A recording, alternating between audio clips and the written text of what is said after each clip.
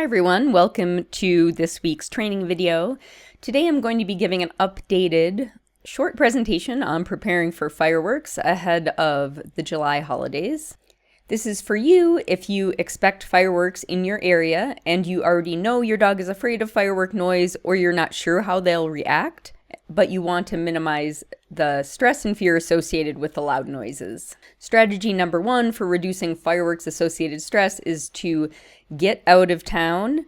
You may still have time to try to book something for the 1st or 4th of July, depending on where you live, to stay overnight, but even just getting your dog into the car and driving out of town away from where there are going to be fireworks might be helpful. Usually those displays don't last all that long. Of course, your dog does have to be willing to get into the car and be comfortable in the car for this to be an option. Strategy number 2, and I would do this in combination with any of the other strategies I'm mentioning today, ask your veterinarian about anti-anxiety medication and whether it might be appropriate for your dog to help them get through the 4th of July or whatever other holidays you're facing with fireworks. Strategy number 3, if you're going to stay home and you know there's going to be noise outside, do your best to mask and muffle the noise. You're going to need sound masking in the house that competes with the irregular booms of fireworks. Possibly an action movie that has a lot of explosions in it, played at high volume, might be helpful. Music with a lot of bass drums or other booming sounds might be helpful. The trick of having tennis balls going in the dryer that some people use for thunderstorms might also be a good masking option for fireworks noise. In addition to actually masking, you'll want to put your house on lockdown, try to muffle the sounds as much as possible by shutting windows and doors, and having your dog in the quietest room of the house.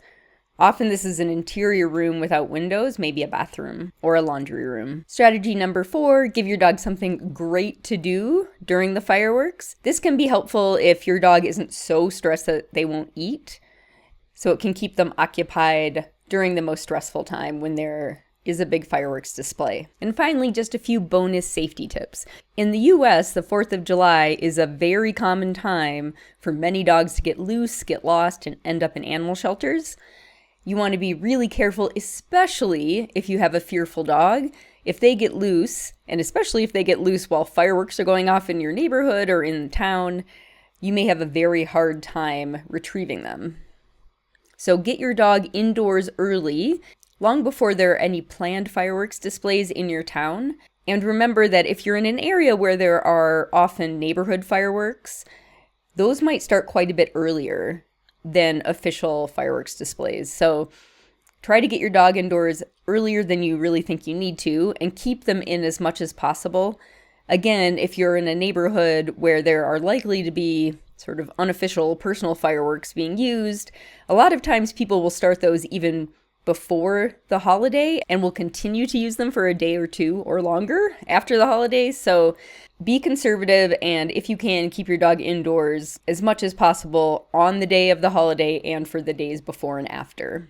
If your dog has to go out to do their business, go with them and put them on leash. Or if you have a dog who's not comfortable being leashed, I'd recommend putting a secondary fence up that connects to, say, your back door. If you normally let them into the backyard, this will allow you to let them into a smaller area so they stay closer to the house. There are 2 reasons for this. One is that if your dog panics, they may find a way out of the yard, over the fence, under the fence, even break through a fence board if they're really freaked out. And so having them contained either on leash or with a secondary fence can help with that. The other reason is that if your dog is out loose in the yard and a firework goes off in your neighborhood, they may really panic and freeze across the yard, and you might have a really hard time getting them moving to come back inside.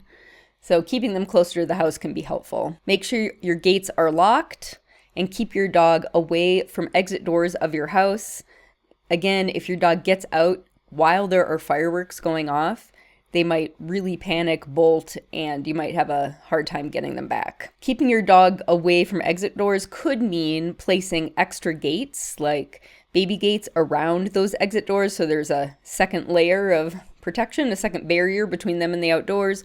Or it could mean putting up extra baby gates or having doors closed in the house to keep your dogs farther away from the doors to the outside. And finally, just in case, I'd recommend a GPS collar.